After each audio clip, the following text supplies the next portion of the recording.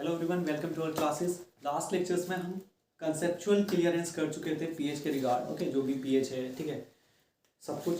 आज हम क्या करेंगे, जो पीएच बेस्ड न्यूमेरिकल्स आते हैं, ठीक है ना, क्लास 10 में या फिर उसमें कॉम्पिटिटिव लेवल पर, तो उसके लिए जो कॉन्सेंट्रेशन टर्म्स वहाँ पर लगते हैं, ठीक है ना, जैसे कि हम मोलरिटी देखते हैं, मोल पर लीटर, तो ये सब समझ लेंगे, ठीक है। उसके बाद जो भी पीएच बेस्ड न्यूमेरिकल्स होंगे उनकी हम क्या करेंगे, प्रिपरेशन करेंगे। ठीक, तो देखते हैं।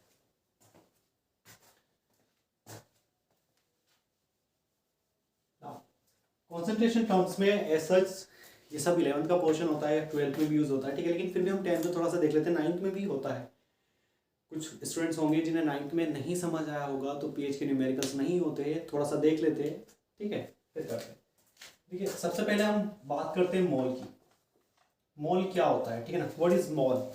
ठीक है, मोल क्या है, हम किसी भी क्वांटिटी को रिप्रेजेंट करते हैं मोल में, ठीक है ना, किसी भी एंटिटी को। लाइक हमारे पास सिमिलर से कुछ वर्ड्स देखने को मिलते हैं, जैसे कि डजन, 1 डजन, ठीक है ना, 1 dozen is equals to how much, some 12, यानी एक दर्जन में कितनी क्वांटिटी होती है, 12, ठीक है। और इसी तरह से हम डेकेड जानते हैं, डेकेड के नाम से, ठीक है ना, तो 1 decade is equals to how much, यानी डेकेड में कितना होता है, 10, ठीक है ना। तो बेसिकली यहाँ पर मोल जो है एक तरह से क्वांटिटी को ही बताता है, ठीक है ना, क्वांटिटी को ही बताता है। अब जैसा आपने देखा, dozen, 1 dozen is equals to 12 and 1 decade is equals to 10, ये भी क्वांटिटी को बता रहा है, इसी तरह से मोल भी क्वांटिटी को बताता है, ठीक है। बेसिकली मोल साइंटिस्ट ने क्यों इंट्रोड्यूस किया, देखिए, जो छोटी छोटी चीज़ें होती है, जैसे कि मॉलिक्यूल हो गया, इलेक्ट्रॉन हो गए, ठीक है ना, प्रोटॉन हो गए, तो भाई ये क्या होते हैं, आयनिक स्पीसीज हो गई, ये बहुत छोटी होती है, बहुत माइन्यूट होती है, माइक्रोस्कोप से तो हम इन्हें देख पाते हैं, ठीक है। तो अब ये जब इतनी छोटी होती है, तो ये बहुत छोटी होने की वजह से कम स्पेस में बहुत ज़्यादा आ जाती है, ठीक है ना। मान के चलो आपके पास यहाँ पर एक बीकर है कोई, ठीक है,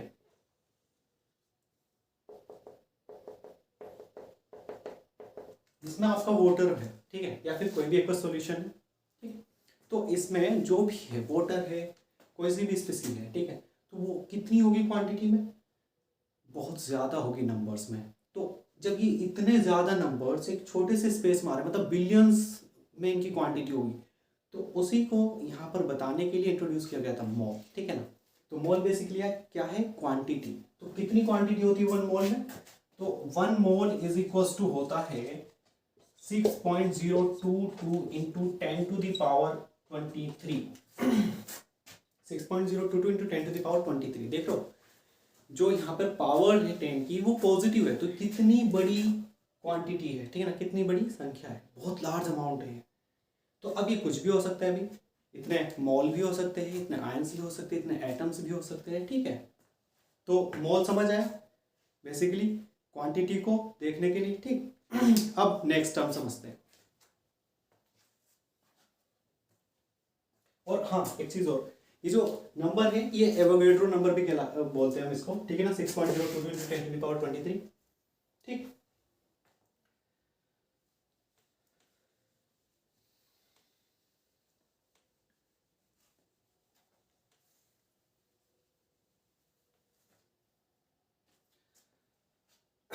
अब देखिए सेकंड कंसंट्रेशन टर्म, मतलब जो कंसंट्रेशन टर्म है मोलरिटी, उसी को समझने के लिए जो वर्ड, जो टर्म्स आ रहे हैं उन्हें पहले समझ लेते हैं, फिर मोलरिटी बताता हूँ। देखिए, एक होता है नंबर ऑफ मोल्स, फॉर्मूला होता है, ठीक है, नंबर ऑफ मोल्स, मतलब अभी जो हमने मोल देखा, वो 1 मोल की क्वांटिटी देखी थी, कितना होता है। अब 1 मोल में तो इतने होते हैं। अब ऐसा थोड़ी ना है कि इस फ्लास्क में, इस ग्लास में, इस बीकर में सिर्फ एक ही मोल वाटर हो, ठीक है ना, ज़्यादा भी हो सकते हैं। अब ना तो हमें ये पता कि इसमें कितने मोल है, ठीक है, बस हमें ये बता दिया जाए कि इसमें कितने ग्राम वाटर है, ठीक है।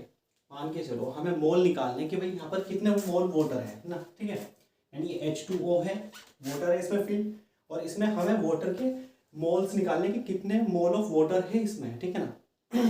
तो यहाँ हमें मोल नहीं दिया, नंबर ऑफ मॉलिक्यूल्स दी, क्या बताया हमें, ग्राम्स में दे दिया कि भाई ये 54 ग्राम से वाटर जो है, यानी 54 ग्राम्स वाटर है।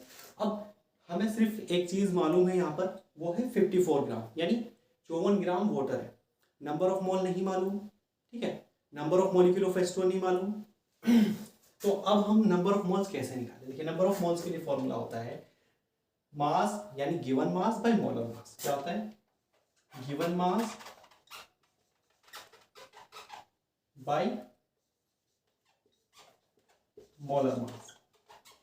ठीक है, यानी नंबर ऑफ मोल्स निकालने के लिए, मतलब इसमें 1 मोल ऑफ वाटर मॉलिक्यूल है या फिर 2 मोल है या फिर 3 मोल है या फिर 5 मोल है, कितने मोल ऑफ वाटर मॉलिक्यूल है, ये निकालने के लिए फॉर्मूला क्या लगेगा? अगर मास गिवन है तो given mass by molar mass. अब गिवन मास तो हमें मालूम है 54 है। अब देखते हैं मोलर मास क्या होता है। देखिए, मोलर मास होता है किसी भी कंपाउंड का, किसी भी सब्सटेंस का, ठीक है, वो मास जो उसके 1 मोल मॉलिक्यूल कॉन्स्टिट्यूट करते हो इन ग्राम्स, यानी जो वाटर के 1 मोल मॉलिक्यूल होंगे, ठीक है ना, उनका जो मास आएगा ग्राम्स में वो होता है मोलर मास। ठीक, और 1 मोल मॉलिक्यूल में कितने मॉलिक्यूल होते हैं? 6.022 इंटू 10⁻23 मॉलिक्यूल्स। ठीक है, तो समझ आए मोलर मास क्या होता है? 1 मोल मॉलिक्यूल का मास इन ग्राम्स। ठीक, mass of 1 mole molecule of any compound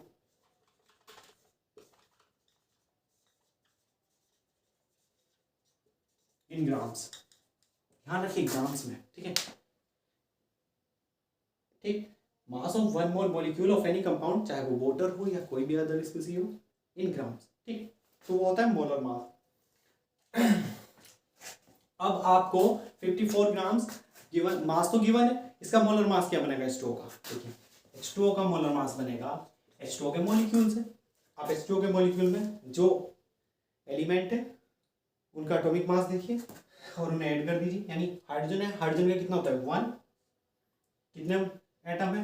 2 multiply plus oxygen के कितने एटम है? 1। मास कितना होता है उनका? 16। 16 इंटू 1 तो कितना हो गया? देखिए 2 into 1 2 plus 16 into 1 16 is equal to 18।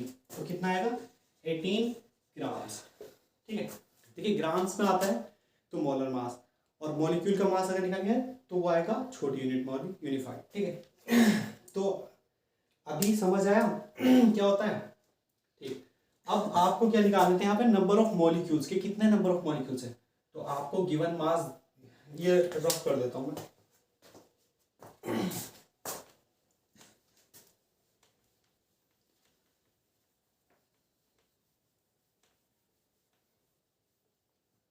तो आपको गिवन मास दिया है 54, मोलर मास निकाल लिया 18, कितना आएगा? 3। तो 3 मोल ऑफ वाटर मॉलिक्यूल होंगे, ठीक है ना, उस बीकर में, जिस बीकर में वाटर हमारा 54 ग्राम्स। ठीक, तो number of molecule, number of moles निकल गए। ओके, अब मोल क्लियर हो गया, नंबर ऑफ मोल्स क्लियर हो गया, ठीक है, मोलर मास पता लग गया। अब आते हैं हम मोलरिटी पर। ठीक है, किस पर? मोलरिटी पर। नोट करिए,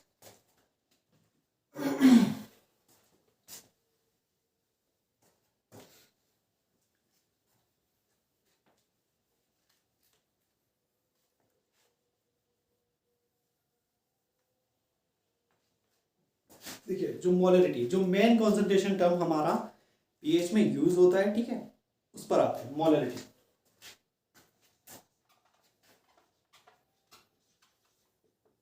मोलरिटी, ठीक है, मोलरिटी को हम मोलर कॉन्सेंट्रेशन भी बोल सकते हैं। ठीक है ना, मोलरिटी मोलर कॉन्सेंट्रेशन सेम होता है, कंफ्यूज नहीं होना है।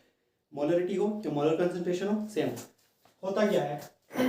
आपके पास में एक सॉल्यूशन है या कोई सा भी सॉल्यूशन है, ठीक है, A to Z कुछ भी है, एक बस हो या ना हो, बस सॉल्यूशन होना चाहिए। सॉल्यूशन का मीनिंग क्या होता है? इसमें एक सॉल्वेंट होगा, एक सॉल्यूट होगा। ठीक है, आपके पास सॉल्यूशन है,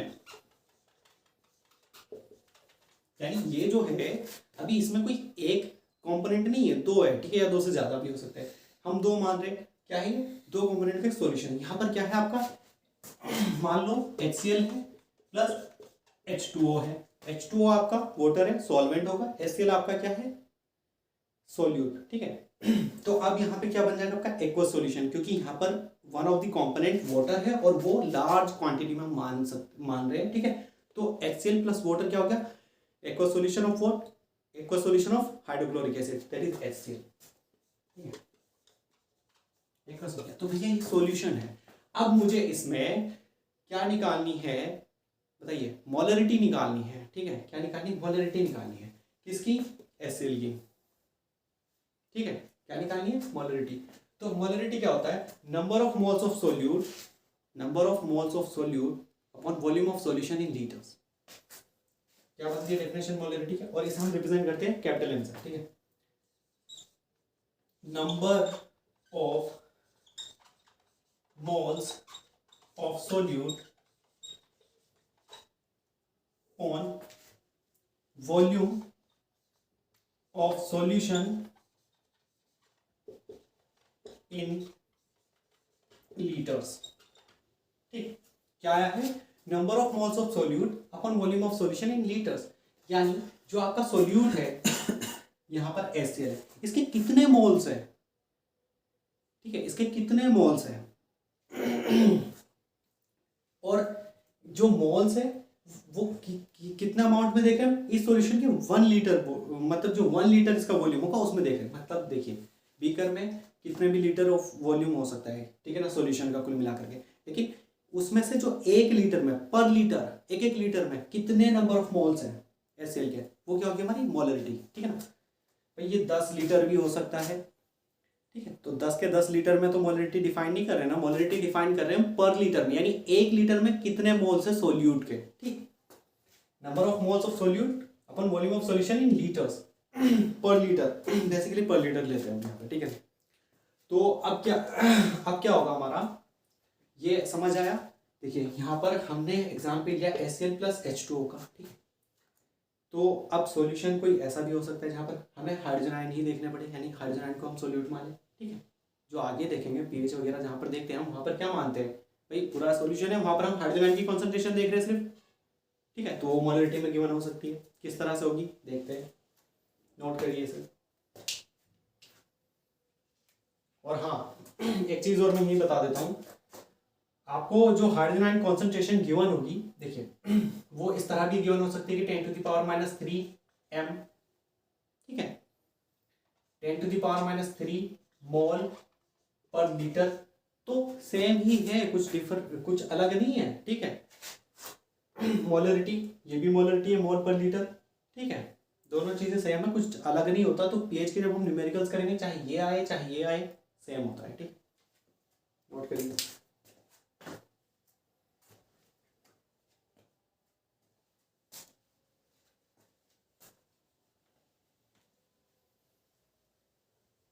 आई होप समझ आया होगा इतना। इतना समझने के बाद हम अब पीएच के न्यूमेरिकल्स कर सकते हैं, ठीक है।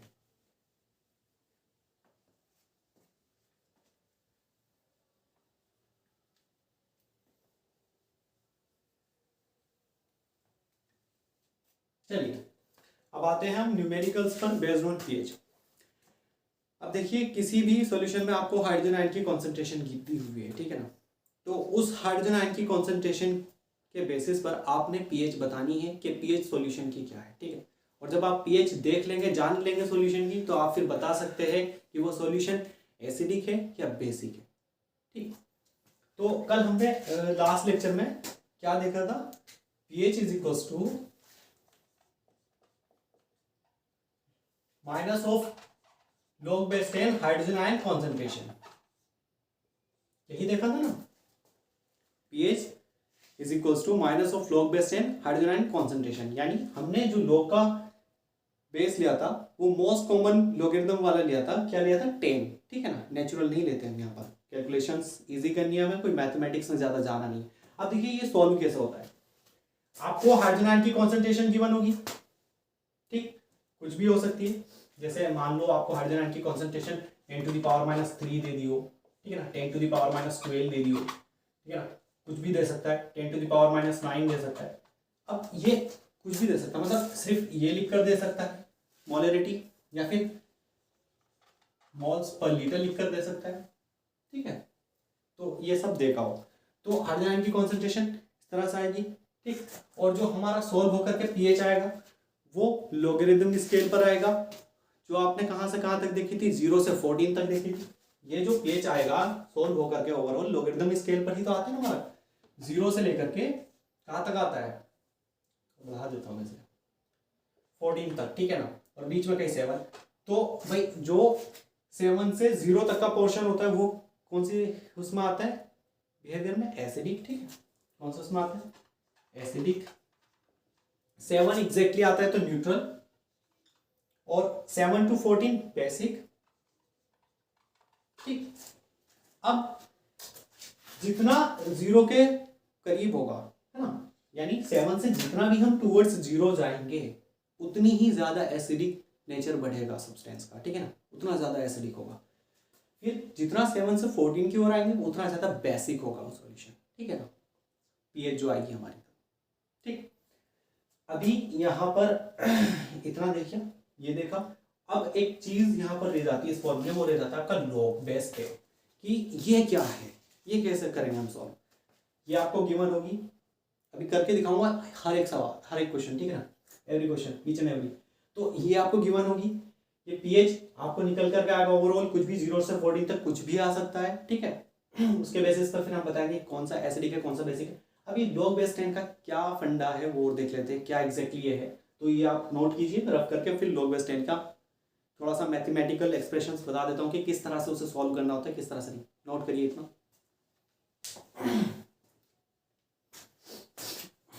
चलिए,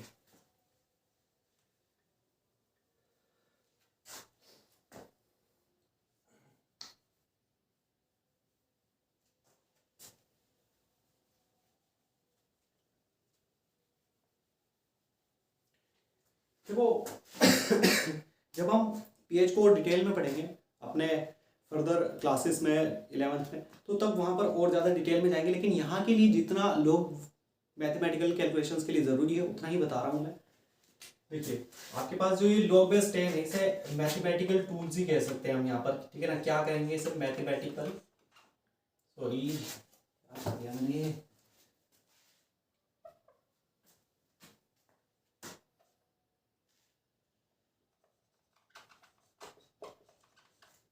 मैथमेटिकल टूल्स, ठीक है ना।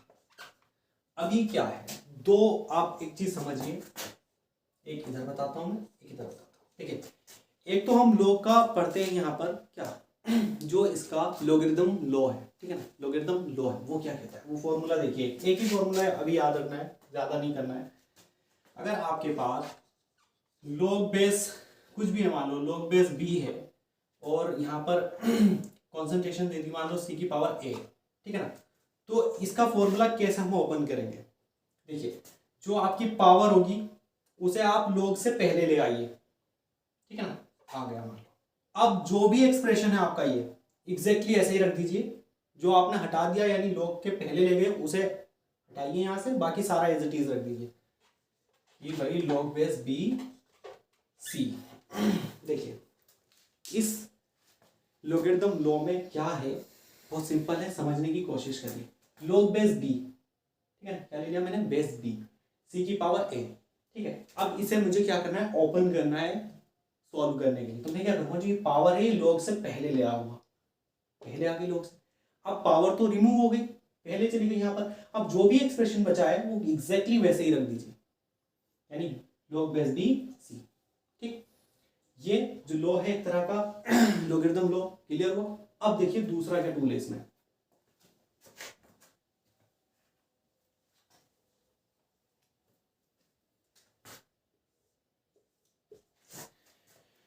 दूसरा टूल समझिए। मान लो आपके पास इस तरह से आती है कोई कैलकुलेशन, लॉग बेस, देखिए बी तो मैंने यहाँ पे आपको ये फॉर्मूला ओपन करने के लिए बताया कि किस तरह से आप इस कैलकुलेशन को इवेल्युएट करके इस तरह से ओपन करके रिजोल्व करेंगे, ठीक है। अभी मैं बताता हूँ कि एक टर्म और है, जैसे लॉग बेस 10 100 है आपके पास, तो ये कैसे सॉल्व होगा, मतलब लॉग बेस 10 100 की वैल्यू क्या होगी, एक तरह से यही बता रहा हूँ कि लॉग बेस 10 100 की वैल्यू निकलेगी कैसे। देखिए जो बेस होता है ये 10, ठीक है ना, इसकी कितनी पावर रेज करूं मैं जो ये मुझे ये वाली नंबर मिल जाए, ठीक है ना।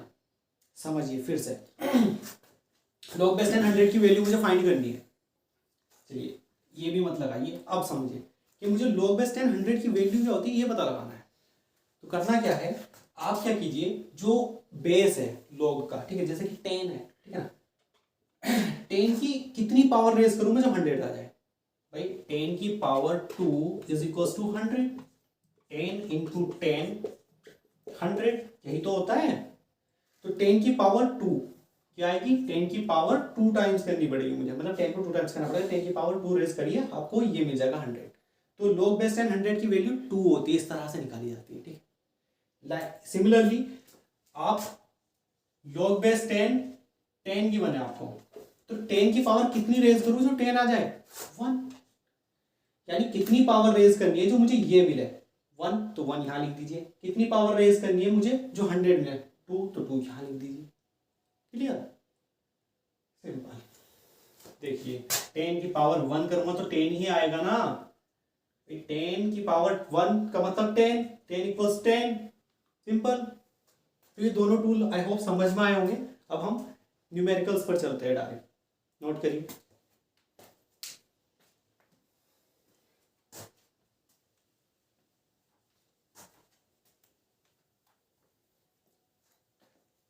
देखिए जितना बता रहा हूं उतना ही मतलब वर्थ है यहाँ पे 10th के लेवल पर बताने के लिए। हालांकि कोई भी क्लास का देख सकता है, बट 10th के लिए इतना ही वर्थ है। इससे ज़्यादा पढ़ना है तो 11th में बताएंगे, जो हम कुछ ही टाइम बाद स्टार्ट कर देंगे, ठीक है।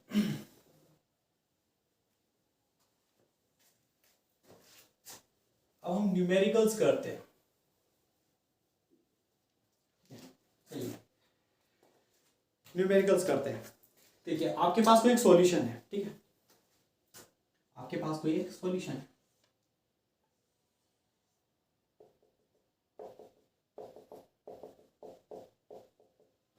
अब ये जो सॉल्यूशन है आपके पास, इसमें आपको हाइड्रोजन आयन कॉन्सेंट्रेशन दे दी है कि हाइड्रोजन आयन कॉन्सेंट्रेशन कितनी है।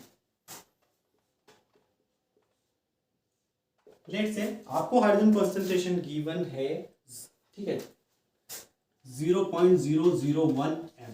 इसका क्या मतलब है? अगर आप इसे पावर्स में कन्वर्ट करते हैं 10 की, ये आएगी 10 to the power minus 3 m। और m मतलब मोलरिटी यानी मोल पर लीटर, ठीक है। तो अब इस हाइड्रोजन आयन कॉन्सेंट्रेशन को मैं कहां रखूंगा? यहां रखूंगा, ठीक है। तो log बेस 10 का यूज करके मैं pH निकालूंगा। देखिए कैसे निकलेगी। तो pH is equals to minus log base 10 hydrogen की concentration 10 to the power minus 3, place करिए, ठीक है। अब मैंने टूल में भी क्या बताया कि भाई जो आपकी पावर है उसे log से पहले ले आइए, बताया था ना। देखिए क्या बताया था कि log बेस b, क्या बताया था, कुछ भी ले सकते हैं हम, ठीक है ना, a की पावर c, ठीक है। log बेस b a की पावर c। तो आप क्या करिए, इस पावर को log से पहले ले आइए, फिर जो भी बचा है उसे एज इट इज रख दीजिए, log बेस b a, ठीक, यही तो बताया था। तो यहाँ पर जो पावर है उसे पहले ले आइए log से। देखिए माइनस कैलकुलेशंस में है तो माइनस से भी पहले मत लेकर जाना, ठीक है ना। वहां जो फॉर्मूला है उसका माइनस से कुछ लेना देना नहीं है। यहाँ की एक्सप्रेशन बन रही है, पीएच आ रहा है minus log base 10 hydrogen ion concentration के, तो आप माइनस इसके हिसाब से लगाएंगे, ठीक है ना, ना कि उसके। वो मैथमेटिक्स है, जो फिजिक्स में वो सॉरी केमिस्ट्री में जो आया फॉर्मूला वो ये आया, ठीक है। तो माइनस आप पहले लाइए, जो ये है ना इससे भी पहले, ठीक है ना। आपको इसे क्या करना है, पावर को log से पहले लाना है, ना कि माइनस से, ठीक है ना। तो आप यहाँ पे -3 यानी log से पहले ले आइए, फिर सारा का सारा एज इट इज रख दीजिए। log बेस 10 को बेस 10 रखिए, फिर 10 यहाँ पर जो है 10 को वैसे ही रखिए, बिल्कुल वैसे ही रखा ना, ठीक है। तो अब क्या आया है आपका, देखिए pH is equals to -1 into -3, कितना आ जाएगा? देखिए माइनस माइनस मल्टीप्लिकेशन करके प्लस हो जाता है, तो कितना आएगा? 3, ठीक है। अब log बेस 10 10 कैसे सोल्व किया था मैंने, जो सेकंड टर्म टूल बताया था, log base 10 10 is equals to what. देखिए 10 की पावर में कितनी रेज करूं जो ये 10 आ जाए, तो 1। तो भाई ये log बेस 10 10 की वैल्यू कितनी आएगी? 1। ये पूरा कितना हो जाएगा? 1। तो pH कितनी आई आपकी? 3। pH कितनी आई लॉगरिथमिक स्केल पर? 3। कितनी आएगी? 3। अब 3 जो pH आती है वो कहां से कहां तक आती है? 0 से, वो सॉरी 7 से 0 की तरफ जाएंगे, तो 7 और 0 के बीच इन बिटवीन आएगी, यानी उसी के दरमियान पड़ेगी। तो वो पोर्शन कौन सा था, एसिडिक सॉल्यूशंस का। तो जब पीएच आ रही है 3 आ रही है, इसका मतलब ये सॉल्यूशन कैसा होगा जो गिवन है हमें, एसिडिक। कैसा होगा, एसिडिक। किसको देख करके बताया, इसकी हाइड्रोजन आयन कॉन्सेंट्रेशन को देख करके। अब नेक्स्ट न्यूमेरिकल एक और करते हैं, इसमें नोट करिए इतने से।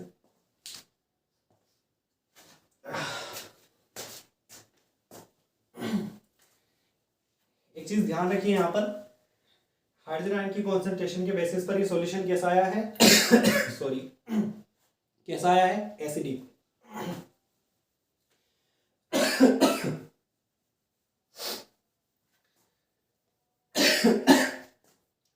अब मेरे पास कोई सॉल्यूशन है, ठीक है,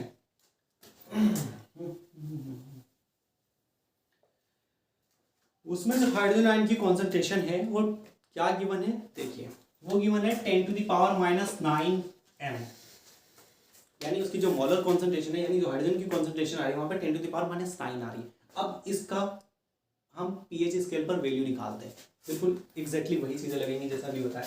तो pH is equals to minus log base 10 hydrogen ion concentration 10⁻⁹। अब बिल्कुल एग्जैक्टली क्या करना है, ये वाला लॉगरिथम लो लगाना है, इसमें लगाइए।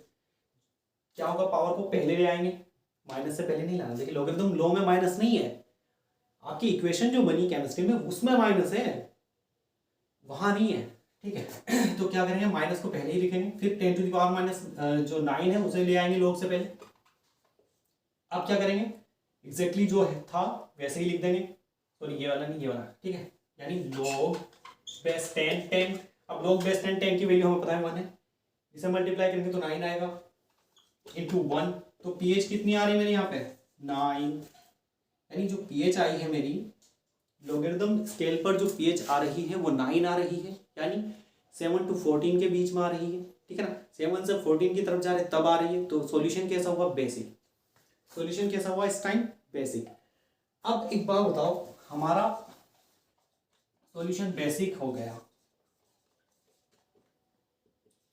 हाइड्रोजन आयन की कॉन्सेंट्रेशन देख करके हमने ये बता दिया बेसिक सॉल्यूशन, ठीक है। लेकिन हम जब डेफिनेशन पढ़ते हैं अर्गेनियस एसिड्स में, तो वहाँ क्या देखते हैं, जहाँ पर हाइड्रोजन आयन पाए जाते हैं वो एसिडिक सॉल्यूशन होता है, जहाँ पर हाइड्रोक्साइड होते हैं वो बेसिक होता है। लेकिन यहाँ तो भाई हाइड्रोजन आयन की कॉन्सेंट्रेशन के बेसिस पर ही बताया गया कि सॉल्यूशन बेसिक है। तो देखिए क्या होता है कि हाइड्रोजन आयन की कॉन्सेंट्रेशन बहुत कम है। कितनी कम है, बहुत कम है। जो न्यूट्रल पॉइंट आया था जब हमने डिस्टिल्ड वाटर, प्योर वाटर का जो कॉन्सेंट्रेशन देखा था कि भाई रूम टेम्परेचर पर जब हम उसे आयनाइज करते हैं तो हाइड्रोजन प्लस हाइड्रोक्साइड आयन आते हैं और उनकी कॉन्सेंट्रेशन एक्सट्रीमली लो आती है, क्योंकि वहां पर हाइड्रोजन आयन हाइड्रोक्साइड आयन के बराबर थे, इक्वल थे दोनों। और कॉन्सेंट्रेशन कितनी आ रही थी एक्सट्रीमली लो में, 10⁻⁻7 आ रही थी। अब जब इतने पे न्यूट्रल है, ठीक है ना, और हाइड्रोजन आयन की कॉन्सेंट्रेशन के बेसिस पर किसी भी सॉल्यूशन को बता रहे हैं, किससे कंपेयर करके, प्योर वाटर या फिर डिस्टिल्ड वाटर से, जो एक्वा सॉल्यूशन होते हैं न्यूट्रल, ठीक है, उनसे। तो जब 10⁻⁷ से इंक्रीज आएगी हाइड्रोजन आयन की कॉन्सेंट्रेशन, इसका मतलब क्या होगा कि एसिडिक सॉल्यूशन होगा। डिक्रीज आएगी तो कैसा होगा, बेसिक। फिर डिक्रीज होगी, कैसा हो गया सॉल्यूशन, बेसिक हो गया, ठीक है। ये हमने हाइड्रोजन आयन की कॉन्सेंट्रेशन के बेसिस पर बताया। इसी तरह से सिमिलरली हाइड्रोक्साइड आयन की कॉन्सेंट्रेशन के बेसिस पर भी हम किसी भी सॉल्यूशन को एसिडिक और बेसिक डिफाइन कर सकते हैं। इसे नोट करिए, उसका भी फॉर्मूला मैं बता देता हूं, हालांकि 10th में यही वाला हम यूज करते ज्यादातर, पहले नोट कर लिया।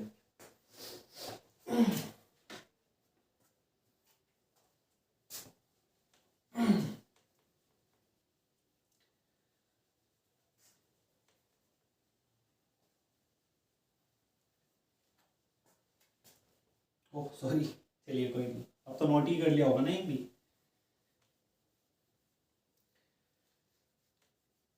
देखिए जब हम हाइड्रोक्साइड आयन को कंसीडर करके पीएच लाते हैं लॉगरिथम स्केल पर, तो वहां पर हम क्या कैलकुलेट करते हैं फॉर्मूले में, POH is equals to minus log base 10 of hydroxide ion concentration. मतलब सेम ही रहती है सारी चीजें, ठीक है ना। बस आप क्या करेंगे, आप हाइड्रोक्साइड आयन की कॉन्सेंट्रेशन को वहां पर कंसीडर करेंगे, ठीक है।